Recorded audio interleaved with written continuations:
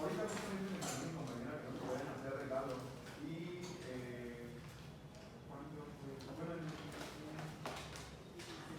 en la bote decía que se podía quedar con los regalos. Entonces, ¿qué? no se puede. ¿Cómo se pueden hacer los regalos? Es que ves el problema de no oír. ¿Cómo se pueden hacer regalos?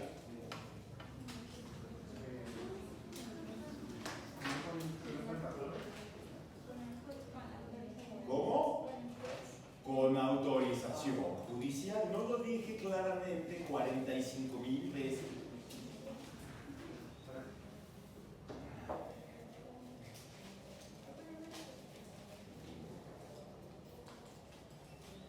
Reitero algo.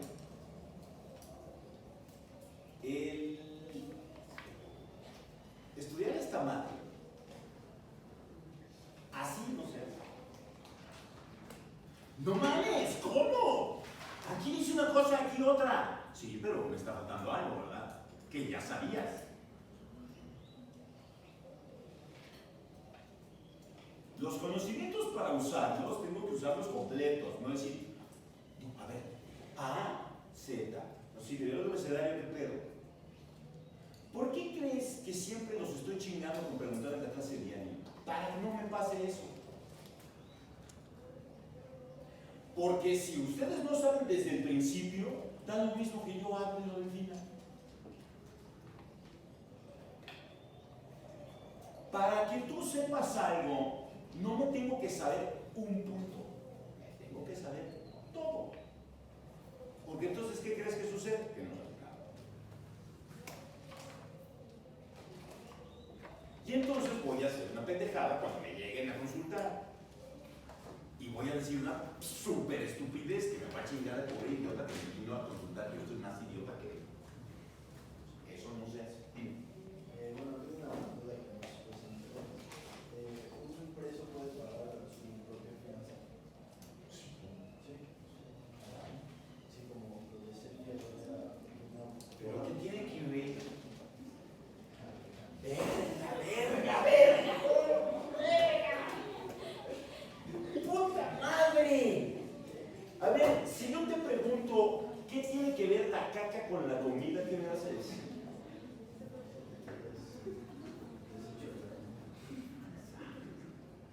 ¿Qué chingada madre tiene que ver penal con sí?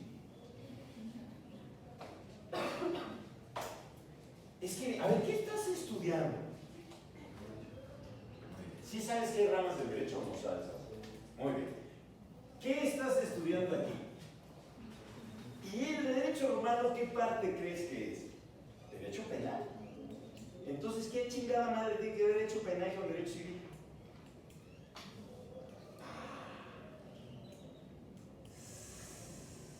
¿Ve?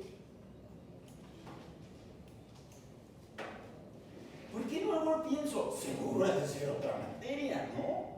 ¿Obrará igual o no obrará igual? ¿Y qué crees? En penal no se pagan fianzas, se paga caución, que no es lo mismo. Y eso pasa por ver tele. Y la caución la puede pagar quien sea. Hay compañías afianzadoras. ¿Por qué? ¿Por qué ese tema de la fianza? Porque como yo tengo que pagar una caución, que es un dinero que el juez me está exigiendo para que yo salga, entonces si yo no lo tengo, pero tengo un bien, voy con la compañía afianzadora y le digo, tú págale al juez eso, y yo te doy en garantía de que yo te voy a pagar eso. Y entonces, ¿qué hace la compañía afianzadora? Paga la caución. Entonces, ¿con quién fui? Con una afianzadora. ¿Se llama fianza? No. ¿Cuál es el contrato de fianza? El que yo celebré con la afianzadora. ¿Qué hizo la afianzadora? Pagar la caución.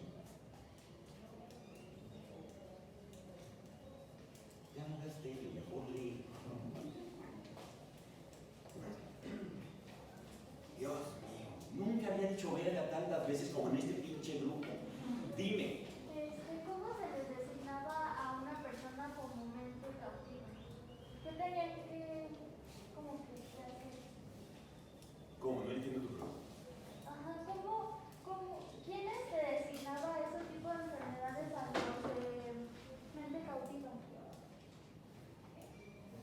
¿Qué? Ni siquiera sé qué me quieres preguntar. O sea, ¿cómo podían saber cómo era al...? Porque hay dos tipos de enfermedades, eran los de furiosos y los de cautiva. ¿Cómo sabían que era una enfermedad cautiva? ¿Cómo sabes que alguien está pendejo? Pues cuando lo oyes hablar, ¿no? ¿Cómo sabes que un güey está loco, privado de sus facultades mentales? ¿Cómo se te ocurre? ¿Has visto algún loco alguna vez? No te creo. ¿Has visto un chino? Piensa. En la calle siempre hay. ¿No has visto los que se van moneando? ¿A eso sí los has visto? ¿O no? Ok. ¿Has visto gente que sin mona se porta como un güey que se está moneando? ¿O no? Te pregunto. Entonces, ¿has visto un loco o no has visto un loco? A huevo que lo has visto. Y de repente lo ves en la misma esquina siempre, ¿no? ¿No? ¿Y no los has visto que hasta torean los coches? ¿O no los has visto? ¿Por qué me dices que no has visto algo que has visto? Porque... no sabía cómo. O sea, tú dices, no mames, ese güey podría ser mi amigo. Voy a platicar con él a ver qué me cuenta de la vida. ¿Por qué no te le acercas a ese güey? Tú dime.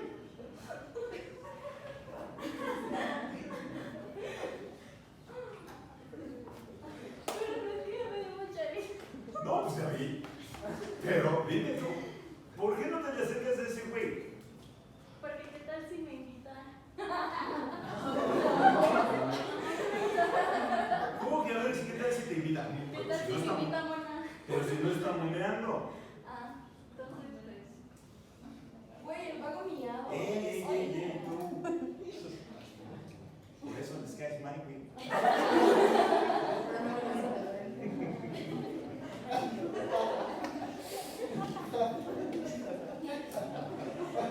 Pero es que sí, te queremos, nos caes. Pero, a ver, te insisto, otra vez.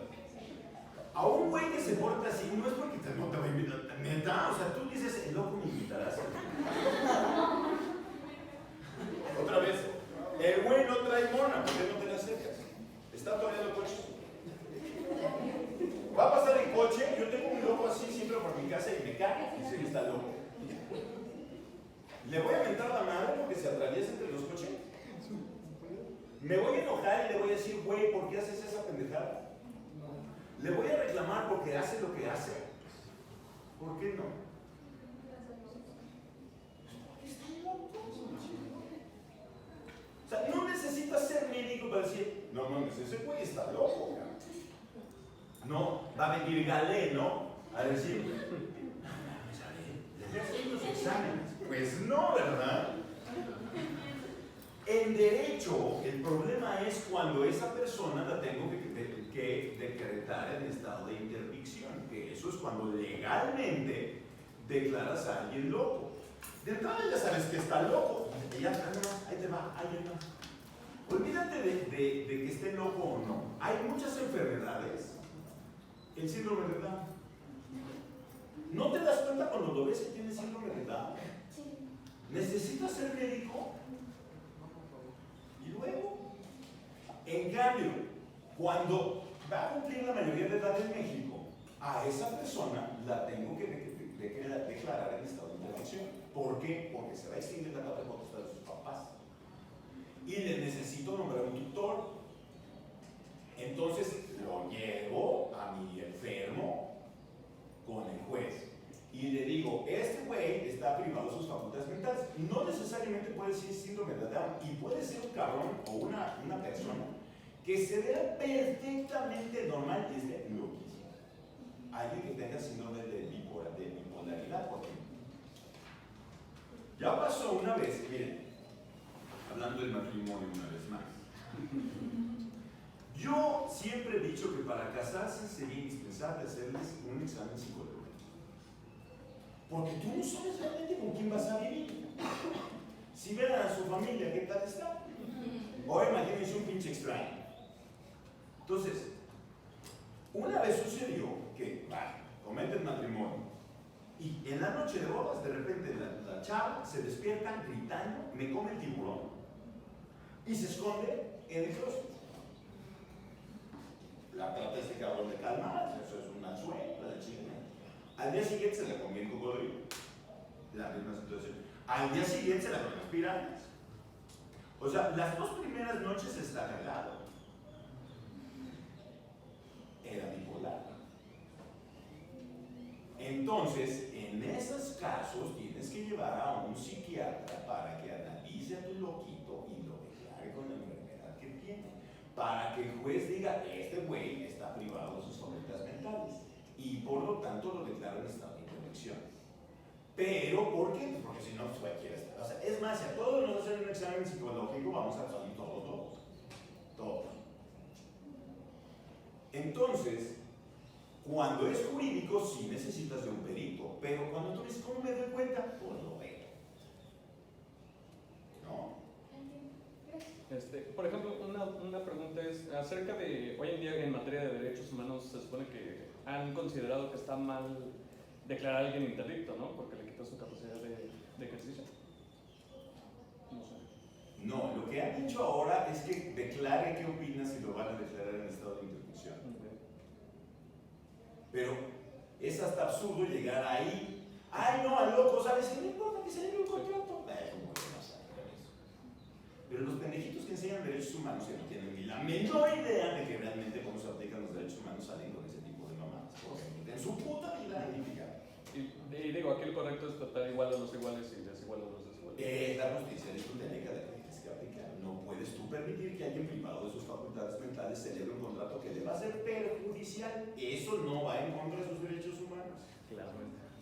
Eso sí, entonces, al revés, cuando una persona está en estado de vulnerabilidad, lo que tenemos que hacer es quitarle ese estado de vulnerabilidad. Es que de veras no, ni siquiera nos da para pensar estas cosas. Dime.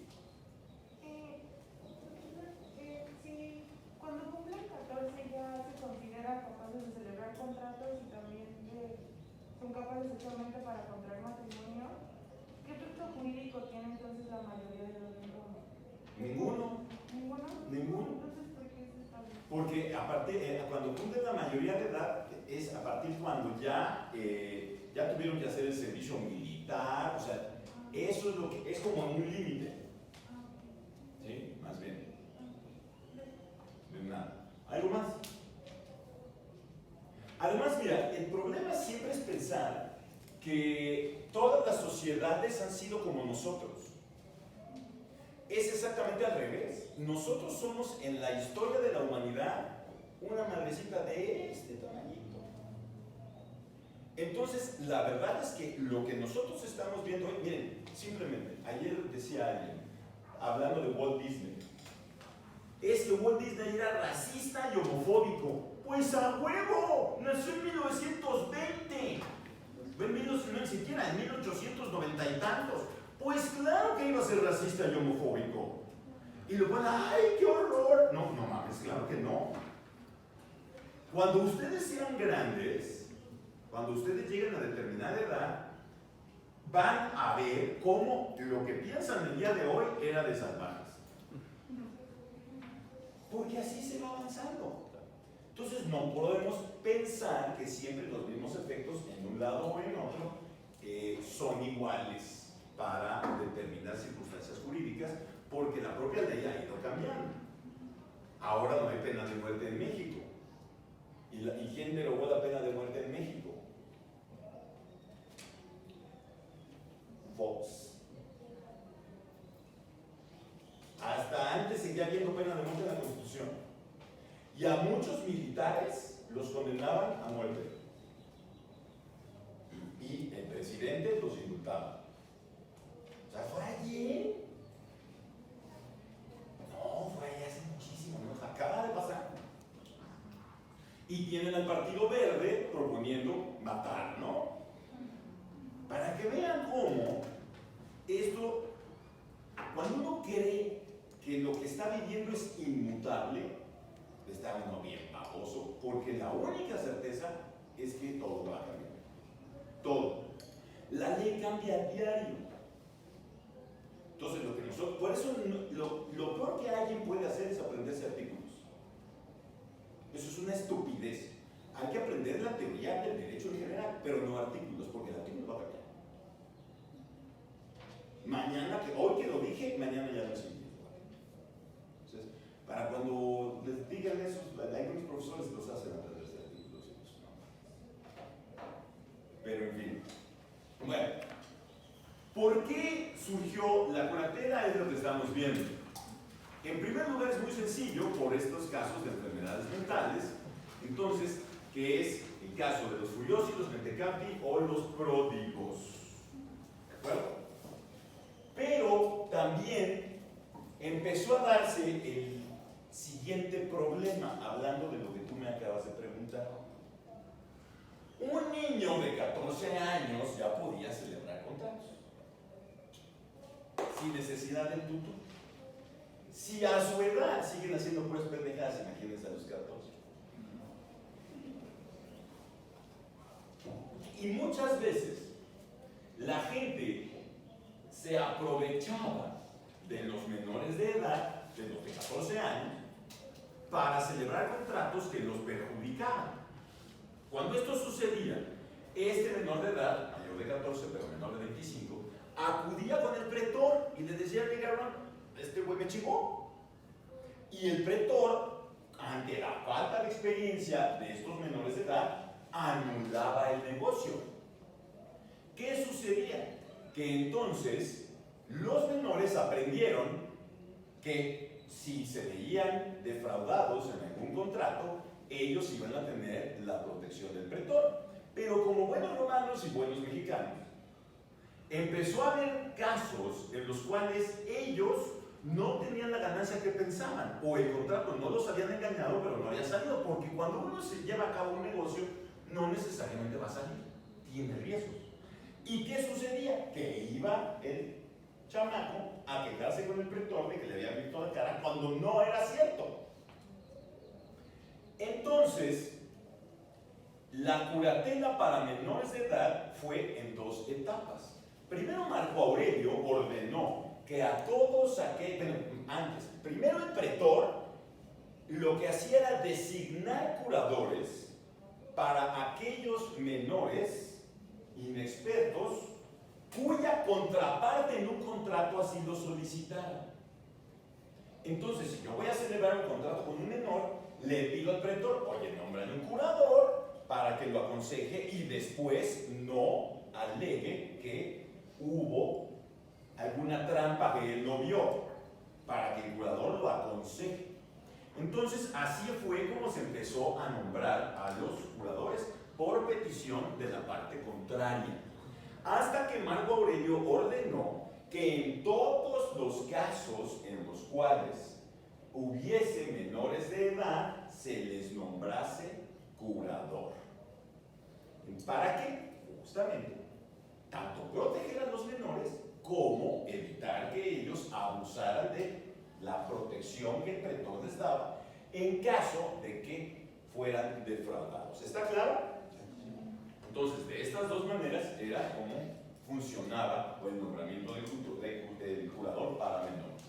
En México, la tutela y la curatela también existen, pero son distintas a lo que sucedía en Roma, porque el tutor siempre va a ser designado para menores de edad o personas incapaces por enfermedades. Entonces siempre van a tener tutor sin importar la edad. Cuando hay un incapaz menor de edad o mayor de edad que requiera el nombramiento de un representante, siempre será un tutor. Y también existe la figura del curador, pero el curador es el que vigila al tutor. El curador es el encargado de ver que el tutor realice adecuadamente la administración del pupilo, de los bienes del pupilo. Entonces, aun cuando en México también hay tutela y curatela, son figuras distintas a las que se crearon en Roma. ¿De acuerdo? Bueno, con esto, dime. ¿Esto tenía algún nombre en específico? ¿Qué? Lo de ponerle un curador a alguien de 14 años al momento de celebrar un Pues cura de menores. cura de menores. Así es.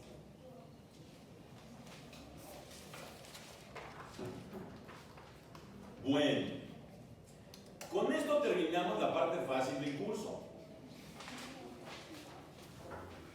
Y neta, yo les recomiendo que ahora sí dejen de hacerse pendejos, porque lo que voy a empezar a ver ahora ya no es nada de historia ni nada, es pura técnica. A partir del día de hoy hasta el final del curso es pura técnica, así es que más vale que se pongan a estudiar, porque esto se va a poner sabroso. Este capítulo que vamos a estudiar, que es el de Derecho Procesal Civil, no lo entienden ni los profesores. Así es que, por favor. Bueno, vamos, insisto, a hablar del derecho procesal civil. Fíjense bien. Cuando mis derechos se ven violentados, cuando yo tengo facultades que la ley me da, eso ya lo habíamos dicho, ¿verdad? Las facultades que la ley me da requieren, para que se cumplan, siempre de cierto comportamiento de los demás. Comportamiento que puede ser positivo o negativo. Aquí les quiero decir algo que se tiene que quitar ya de la cabeza. Siempre, en la generalidad de las personas, cuando hablan de algo positivo es algo bueno y algo negativo es algo malo. Y así no es en derecho. El comportamiento positivo es llevar a cabo una conducta. El comportamiento negativo es abstenerse de realizar una conducta. Entonces, siempre en derecho, cuando nos refiramos a comportamientos positivos o negativos, nos estamos refiriendo no a la bondad o a la maldad de nadie, sino a que si es un comportamiento positivo, es llevar a cabo una conducta, y si tengo que llevar un comportamiento negativo, es abstenerme de realizar una conducta. Dime. Bueno, es como lo que le preguntaba la vez pasada sobre el usucapio, que dice que es de o buena fe o mala fe, y dependiendo de eso, se refiere a eso. No.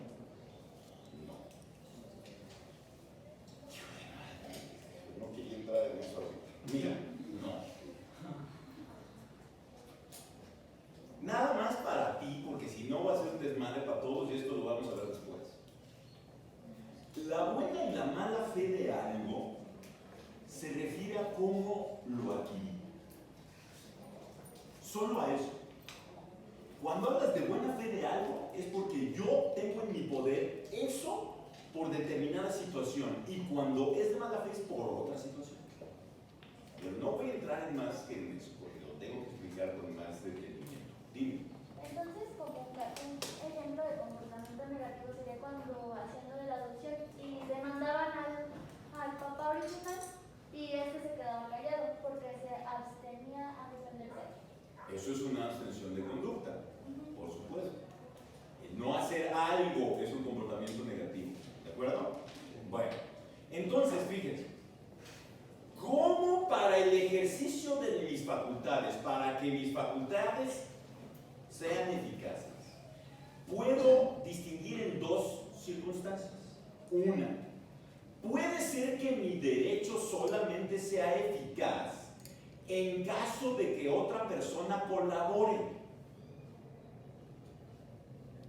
Para que mi derecho sea eficaz, que se cumpla verdaderamente, requiero que otra persona colabore. ¿Te salvó? Bien, entonces, que otra persona colabore, y que si no colabora, mi derecho no es eficaz.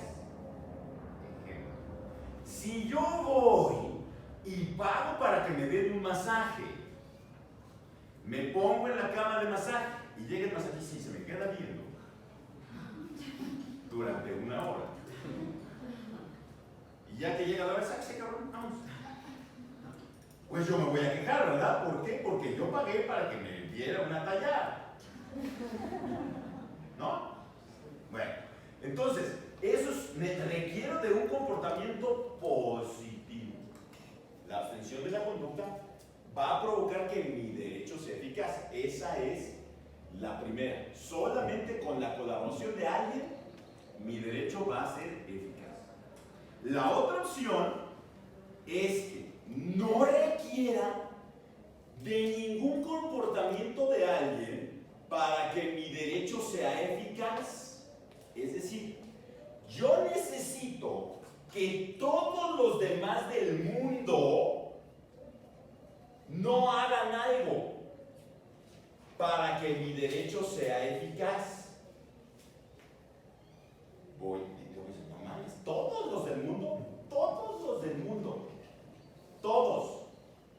Ejemplo, si yo tengo mi casa, para poder disfrutar de mi casa requiero que nadie se meta. Entonces, lo único que yo necesito es que nadie se meta. ¿Y quién tiene que llevar a cabo ese comportamiento? Todos, menos yo. Entonces, para que ese derecho mío sea eficaz, requiero que todos se abstengan de realizar una conducta. ¿Está claro hasta aquí? Entonces, en algunos yo requiero que alguien haga algo y en otros derechos requiero que los demás no hagan absolutamente nada. ¿De acuerdo? Bueno, si los demás, dime. Perdón, entonces en la primera se requiere un comportamiento positivo y Sí. en la segunda Uno negativo, por supuesto. El comportamiento positivo requiero que alguien haga algo. En el otro requiero el comportamiento negativo. En los demás se abstengan de hacer algo. Bueno, si los demás no cumplen con estas circunstancias, ya sea que si necesito la colaboración, se abstengan, como en el caso del masajista, o en el caso de mi casa, de repente te encuentro 4 güeyes adentro. Yo tengo la primera opción. Y la primera opción es darle una madriz. Esa es la primera opción. Pero ustedes se ríen, pero eso tiene un nombre. Eso se llama ley del talión. ¿Qué es la ley del talión? Es lo único que se sabe. Y no, eso no es la ley del talión.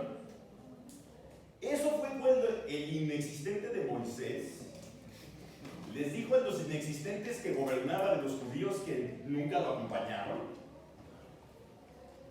Y les dijo para explicarles la ley del talión, que era ojo por ojo y diente por diente. Pero eso no es la ley del talión. La ley del talión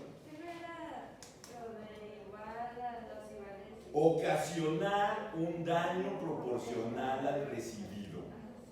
Eso es la ley del talión. Entonces, yo puedo, por lo tanto, y es la ley más primitiva, para que ejercer mis derechos, o sea, para que mis derechos sean respetados, pues poner una madriza con el de junto. Es la primera opción y que sigue pasando el día de hoy. Dime. ¿La ley del talión hoy en día podría ser la legítima defensa?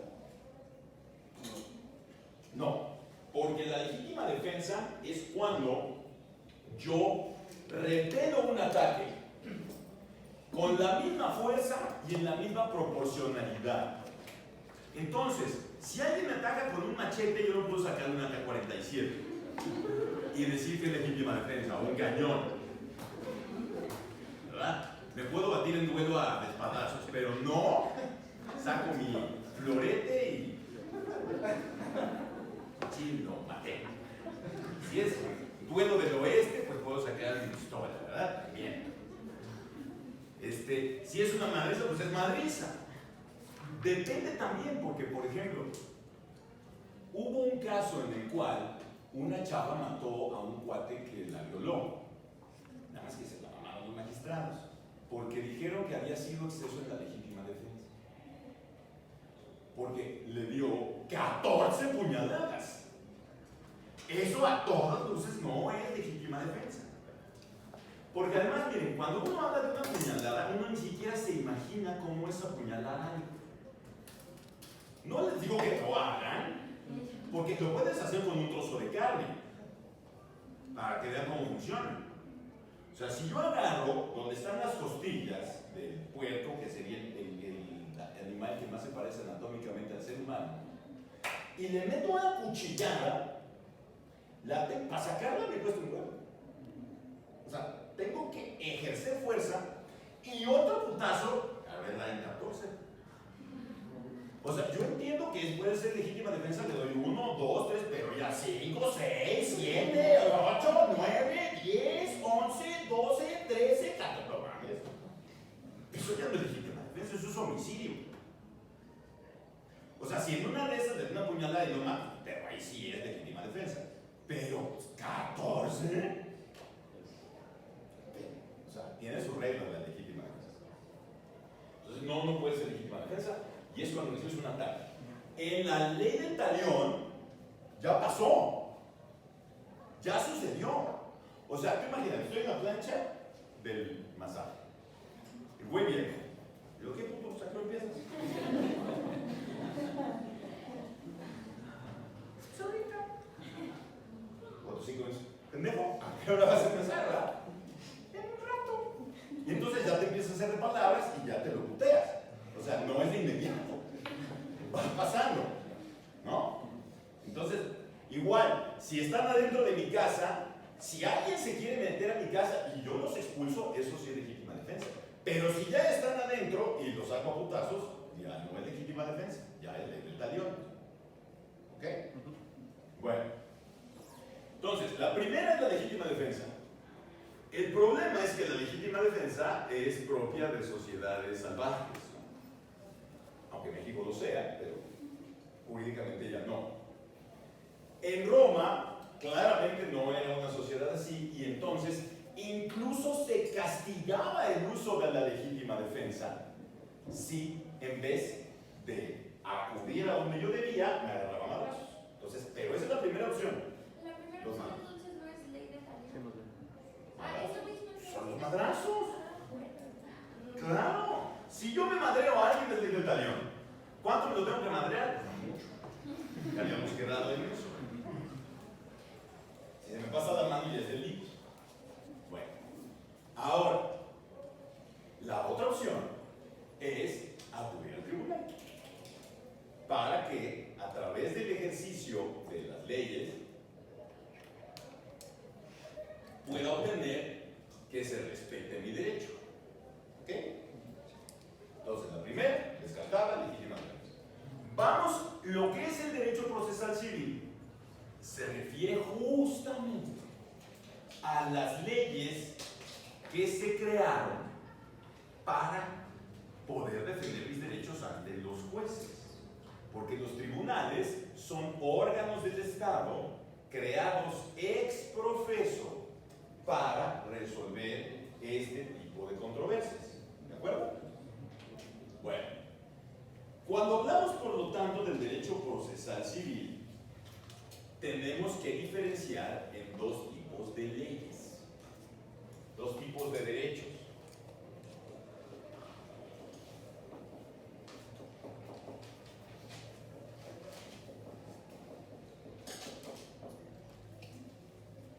Hay derecho sustantivo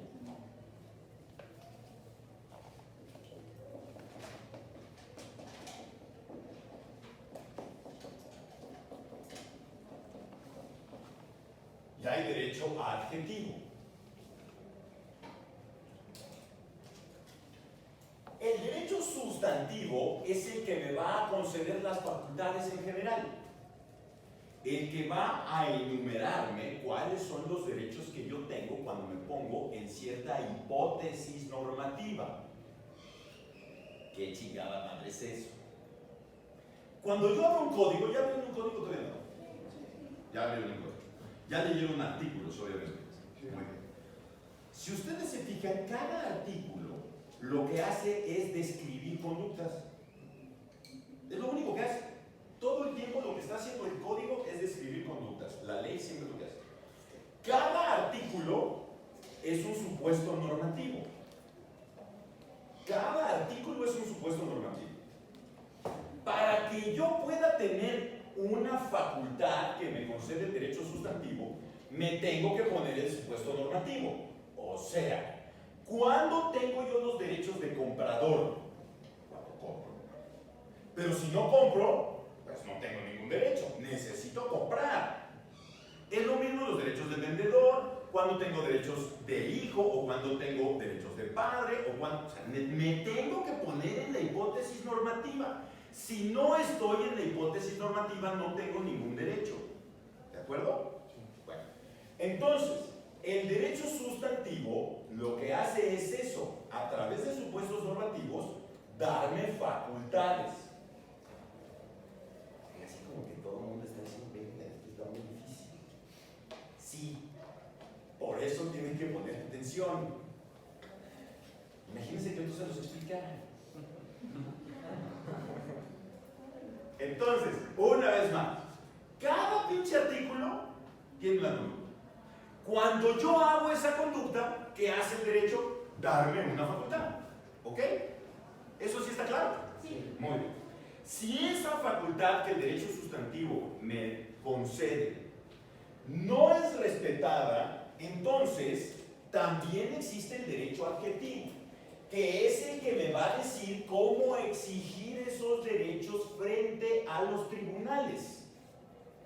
Entonces, las normas adjetivas son las que me van a describir cómo llevar un juicio de determinada índole.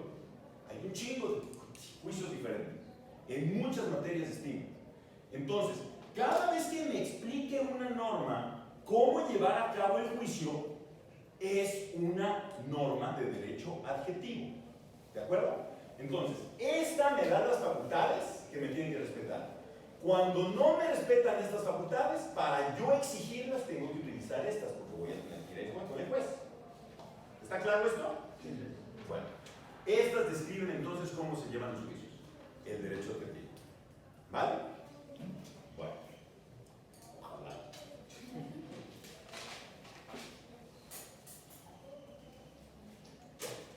Entonces, derivado de esto, tenemos que hablar cómo se compone un juicio y la diferencia entre lo que es el proceso y lo que es el procedimiento. Para esto, todos los juicios, absolutamente todos los juicios, se inician con un derecho, con el ejercicio de un derecho. El derecho que la persona que se ve afectada va a ejercer. O sea, cuando a mí me lesionan en mi esfera jurídica, yo requiero acudir al tribunal a ejercer un derecho. ¿Cómo se llama ese derecho? Se llama derecho de acción. Para iniciar cualquier juicio, yo tengo que ejercer mi derecho de acción. ¿Ok? Así se llama el derecho que yo ejerzo para iniciar cualquier juicio. Una acción. ¿De acuerdo? ¿Qué es la acción?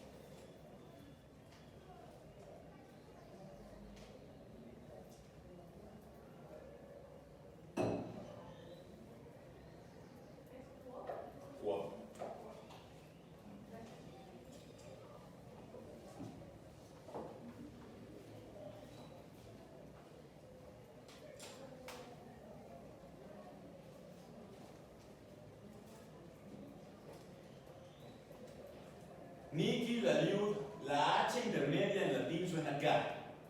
Nihil aliud es actio quambius quod sibi de beatur judicio persequendi.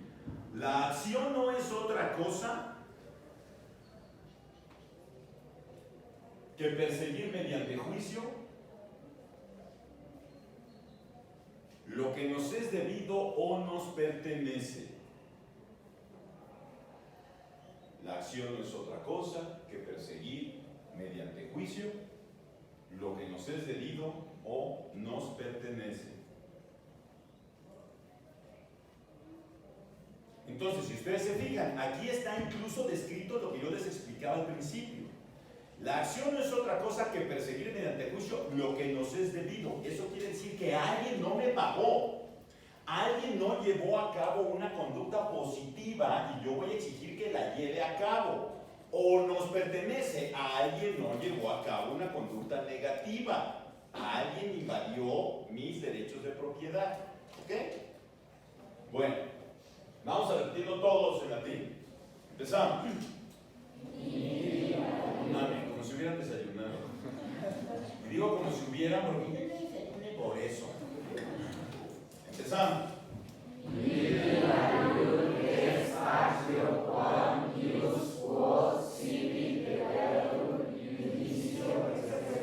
Hijo de los trabalenguas, ¿verdad?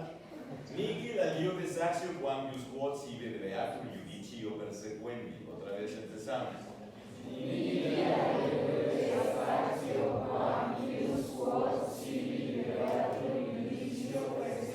Yo les recomiendo de verdad que hagan trabalenguas. Entre más trabalenguas digan, mejor van a hablar, por eso pronuncian tan horrible. Y no en latín, hasta el español. Bueno, entonces, reitero, para iniciar un juicio siempre es ejerciendo mi derecho de acción. Bueno, ¿cómo inicia el juicio entonces? Con el ejercicio de la acción, ¿verdad? Ahí inicia el juicio. ¿Y dónde termina el juicio? Exacto, con la sentencia del juez.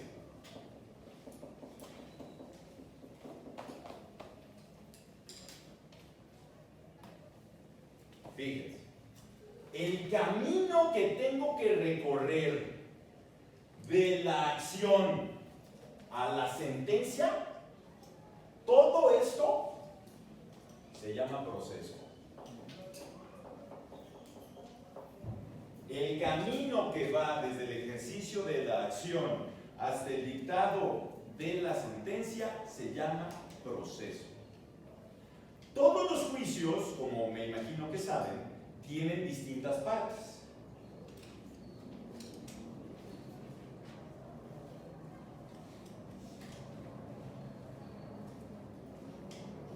Las partes en las cuales se divide el proceso, el juicio, se llaman procedimiento.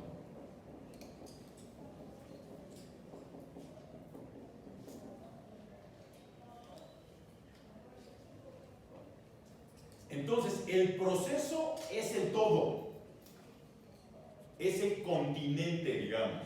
A ver, ¿qué es un continente? Eso. Un continente es algo que contiene algo. Una cubeta es un continente. Un pomo es un continente. Un frasco es un continente. ¿Ok? Algo que contiene. Entonces, el proceso es el continente. Pero dentro del continente hay un contenido. El continente siempre dentro tiene un contenido. Entonces, el contenido es el procedimiento. El continente, que es el todo, es el proceso. Y el continente es el procedimiento. El contenido es el procedimiento. ¿Ok? Continente, proceso, contenido, procedimiento. ¿De acuerdo?